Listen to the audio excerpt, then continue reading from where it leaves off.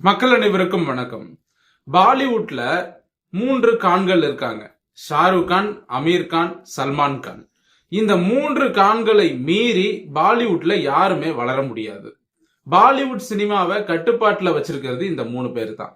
இதுல சமீபத்துல அமீர் கான் 3ஆவதாக ஒரு திருமணம் செய்திருக்கிறார். அந்த திருமணம் தான் தற்பொழுது இந்தியா முழுவதும் பேசு பொருளாயிருக்கு. என்னங்க இதுல என்ன பேசு பொருள்? அவர் கல்யாணம் பண்ணிட்டு போகட்டுமே, இதுல நம்ம சொல்றதுக்கு ஒண்ணுமே இல்லையே அப்படின்னு நீங்க நினைக்கலாம். ஆனா இந்த 3 கான்களும் முஸ்லிம்கள், அதுல மாற்று கருத்து இல்ல.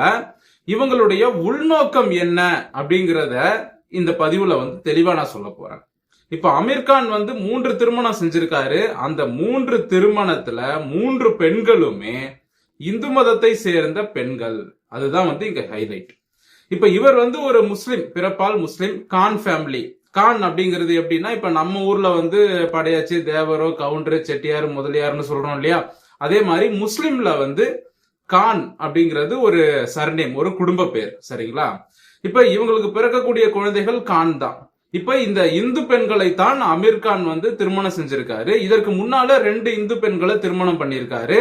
அந்த 2 மனைவிகளுக்கும் பிறந்த குழந்தைகளுக்கும் கான் அப்படிங்கிறது தான் குடும்ப பேரை வச்சிருக்காரு. ஏன்னா இவர் இவரோட ஆண் வாரிசுகள். சரியா?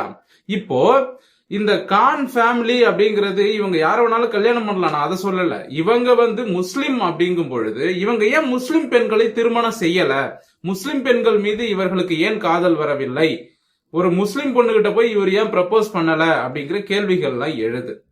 சில பேர் இப்படியும் சொல்றாங்க, அதாவது நம்முடைய இந்து பெண்களுக்கு அந்த 3 பேர் இருக்காங்க இல்லையா, அமீர் கானை கல்யாணம் பண்ணவங்க, அவங்களுக்கு அறிவு கிடையாது, அவங்க செய்யற தப்பு தானே, அவங்களுக்கு புத்தி இல்லையா அப்படின்னு நிறைய பேர் கேக்குறாங்க. அது உண்மைதான், நம்முடைய பெண்களுக்கும் அறியாமை இருக்கிறது.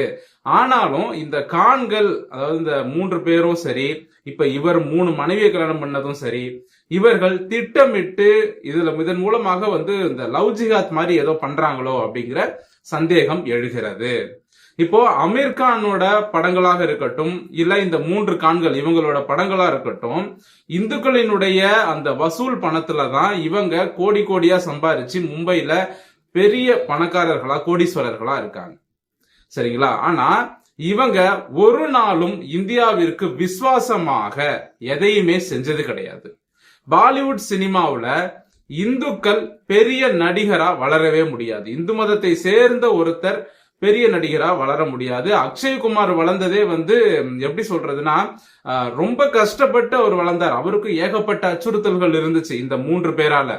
சுஷாந்த் சிங் ராஜ்புட் தெரியும், நம்ம MS தோனி படத்துல நடிச்சவர். அவருடைய மரணத்திற்கும் இந்த 3 கான்களுக்கும் சம்பந்தம் இருக்கு அப்படிங்கிறது எல்லாருக்குமே தெரியும். சரிங்களா? இந்தியன் கவர்மெண்ட்டுக்கே தெரியும்.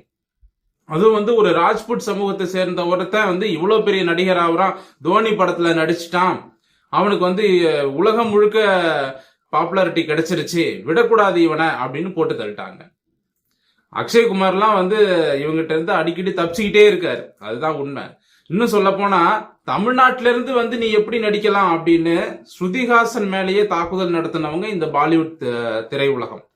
ஸ்ருதிஹாசன் மேல நமக்கு நிறைய கருத்து வேறுபாடு எல்லாம் உண்டு, கமல் பொண்ணு அப்படிங்கறதுனால. கருத்து வேறுபாடு ஒரு பக்கம் இருந்தாலும் அந்த பாலிவுட்ல இவங்க 3 பேரும் எந்த மாதிரியான அட்டகாசம் பண்றாங்க அப்படிங்கிறதுக்கு ஒரு எடுத்துக்காட்டு தான் ஸ்ருதிஹாசனை பத்தி நான் சொல்லியிருந்தேன்.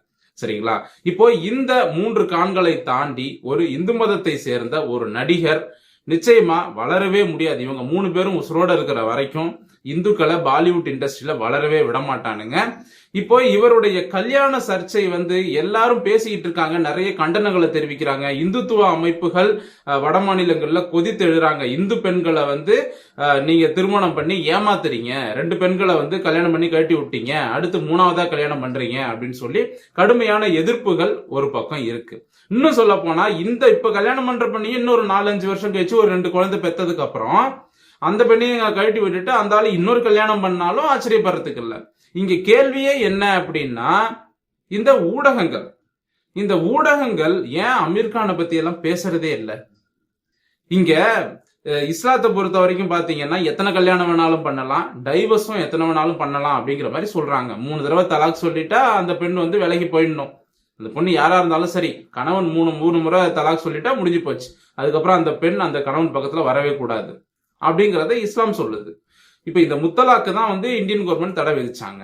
ஆனா இந்த 3 முறை தலாக் சொல்லக்கூடிய இந்த விவாகரத்து சம்பந்தமான விஷயமாக இருக்கட்டும், இல்ல இஸ்லாத்துல வந்து பலதார திருமணம், இதனால இந்த லவ் ஜிகாத் மாதிரியான விஷயங்களா இருக்கட்டும், இதை பற்றி எல்லாம் நம்ம நாட்டு ஊடகங்கள் பேசுறதே இல்லைங்க. வட இந்திய ஊடகங்களாக இருந்தாலும் சரி, நம்ம தென்னிந்திய ஊடகங்களாக இருந்தாலும் சரி, வாயை திறக்க மாட்டேங்கிறாங்க. இப்ப அமீர் கான் மாதிரி நம்ம இந்து மதத்தை சேர்ந்த யாராவது ஒரு நடிகர் இந்த மாதிரி எல்லாம் தொடர்ச்சியா செஞ்சிட்டு இருந்தா, இந்நேரம் இந்த சமூக நீதி போராளிகள் அப்படின்னு சொல்லிட்டு சில குரூப் எல்லாம் இருக்கும். அது வந்து தமிழ்நாட்டுல மட்டும் இல்லைங்க, இந்தியா முழுவதுமே இருக்காங்க. இப்ப தமிழ்நாட்டுல எப்படி திராவிடங்கிற போர்வையில சில கும்பல் இருக்கோ, அதே மாதிரி இந்தியா முழுக்க ஒரு மாநிலத்திலையும் இந்த சமூக நீதி சமத்துவம் அப்படின்னு சொல்லி ஊரை ஏமாத்துற கூட்டம் ஒரு மாநிலத்திலயும் இருக்கு. ஆந்திராவில இருக்கு, கர்நாடகாவில இருக்கு, கேரளாவில இருக்கு, மகாராஷ்டிரால, குஜராத்ல எங்க பார்த்தாலும் இந்த கூட்டம் அந்தந்த ஊருக்கு ஏத்தாப்புல, அந்தந்த மக்களுடைய கலாச்சாரத்துக்கு ஏத்தாப்புல அந்த கூட்டங்கள் எல்லா மாநிலத்திலையும் பரவி இருக்கு. இந்த கூட்டங்களோட வேலையே என்ன அப்படின்னா இந்துக்களை சிதைப்பது. இந்துக்களை வந்து குடும்பங்கள், உறவு முறைகள் இதன் மூலமாக இவங்கெல்லாம் ஒத்துமையாவே இருந்துடக்கூடாது அப்படிங்கிறதுக்காகவே இந்த இந்துக்களை சிதைப்பதற்கான வேலைகளை தான் இந்த கூட்டம் இந்தியா முழுவதும் செஞ்சிட்டு இருக்கு. ஒரு கிறிஸ்தவனோ ஒரு இஸ்லாமியனோ குற்றங்களை செய்யும் பொழுது அதை பெரிதாக காட்டாமல் இந்துக்களுக்கு மட்டும் சட்டங்களை கடுமையாக்குறது, இந்துக்கள் மேல மட்டும் கடுமையான சட்டங்களை திரிப்பது, இதையெல்லாம் பாத்தீங்கன்னா இந்த கூட்டம் பின்னால் இருந்து செஞ்சுட்டு இருக்கு. காங்கிரஸ் ஆட்சி காலத்துல இந்த கூட்டம் வந்து அபரிவிதமா ஆடிட்டு இருந்தானுங்க. இப்ப பிஜேபி வந்ததுக்கு அப்புறம் தான் அடங்கி போய் உட்காந்துருக்கானுங்க. பிஜேபி வந்து இதோட 12 வருஷம் ஆச்சு. இன்னமும் இந்த கூட்டத்தை அடக்குவதற்கு பிஜேபி முயற்சி பண்ணல. தமிழ்நாட்டுல திராவிடங்கிற போர்வை மாதிரி ஒரு மாநிலத்துல ஒரு போர்வை. சோ இந்த மாதிரியான உள்நாட்டு துரோகிகளை முதல்ல இனம் கண்டுபிடித்து இந்த உள்நாட்டு துரோகிகளை அழிச்சா மட்டும்தான் இந்தியாவில் இந்துக்களை காப்பாற்ற முடியும். இந்த அமீர் கான், சல்மான் கான், ஷாருக் கான் இவனுங்க படத்தெல்லாம் தயவு செஞ்சு பார்க்காதீங்க. ஆனா வட இந்திய மக்கள்கிட்ட ஒரு விஷயம் எனக்கு பிடிச்சிருக்கு. இந்த 3 கான்கள் மிகப்பெரிய நடிகர்களாக இருந்தாலும் இவங்க அரசியலுக்கு வந்தாங்க அப்படின்னா நிச்சயமா மக்கள் ஓட்டு போடவே மாட்டாங்க. ஏன்னா அங்க இருக்கிற இந்துக்கள் மானம், ரோஷம், சூடு, சொரணை எல்லாமே இருக்கிற இந்துக்கள். நம்ம தென்னிந்தியா மாதிரி கிடையாது. நம்ம தமிழ்நாடு, ஆந்திரா, கர்நாடகா, கேரளா மாதிரி கிடையாது. இங்கெல்லாம் வந்து பாத்தீங்கன்னா சினிமா மோகம் தான். சினிமா மோகத்துல வர்றவன் யாரு, எவன், அவன் பூர்வீகம் என்ன, அவன் என்ன பண்ணுனா, இது அவன் குடும்ப பேக்ரவுண்ட் என்ன, எதுவுமே தெரியாது. ஏன் எம்எல்ஏ பேரே தெரியாது. ஆனா ஓட்டு போட்டுருவான். காரணம் சினிமா மோகம். வட மாநிலங்கள்ல பாலிவுட் இண்டஸ்ட்ரியில அங்கெல்லாம் வந்து சினிமா மோகம் இருக்கு. பட் அரசியல்ல நுழைய விட மாட்டாங்க. அங்க இருக்க இந்துக்கள் தெளிவானவர்கள்.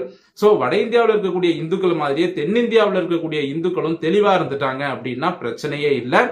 சோ இந்த அமீர் கானோட 3வது திருமணத்திற்கு வந்து நம்முடைய சேனல் சார்பாகவும் கண்டனம் எல்லாம் சொல்றோம். இருந்தாலும் பெண்கள் வந்து கொஞ்சம் திருந்தணும். ஏன் அப்படின்னா இந்த பெண்கள் வந்து அமீர் கான் மாதிரியான ஆட்கள் பணத்துக்கு ஆசைப்பட்டு, அவங்க கிட்ட இருக்கிற பணம், சொத்து மதிப்பு இதுக்கெல்லாம் ஆசைப்பட்டு தான் இந்த மாதிரி 2வது கல்யாணம் 3வது கல்யாணம்னு போய் கல்யாணம் பண்ணிக்கிறாங்க, ஏமாறுறாங்க.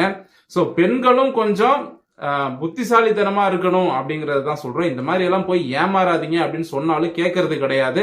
சோ பெண்களிடம் சொல்லி வளர்க்கணும். அதுதான் வந்து குடும்ப வழக்கம். உங்களுடைய குடும்பத்துல உங்களுடைய பெண்கள் இல்ல இளைஞர்கள், இளம் பெண்கள் இவங்கெல்லாம் தப்பு பண்ணக்கூடாது, நல்லா இருக்கணும் அப்படின்னா நீங்க வந்து எது நல்லது எது கெட்டதுன்னு சொல்லி வளர்க்கணும். சொல்லி வளர்த்தா மட்டும்தான் வளர்ந்ததற்கு பிறகு அந்த பிள்ளைகள், அது ஆண் பிள்ளையா இருந்தாலும் சரி, பெண் பிள்ளையா இருந்தாலும் சரி, ஒழுங்கா இருப்பாங்க. சோ இந்துக்களே, நம்முடைய கலாச்சாரம் பண்பாடு பாதுகாக்கப்படணும் அப்படின்னா உங்களுடைய பிள்ளைகளுக்கு நீங்க எல்லாத்தையும் சொல்லிக் கொடுங்க அப்படிங்கறத சொல்லிட்டு இந்த பதிவை நான் முடிச்சுக்கிறேன். மீண்டும் அடுத்த நல்ல பதிவோடு உங்களை சந்திக்கிறேன். நன்றி, வணக்கம்.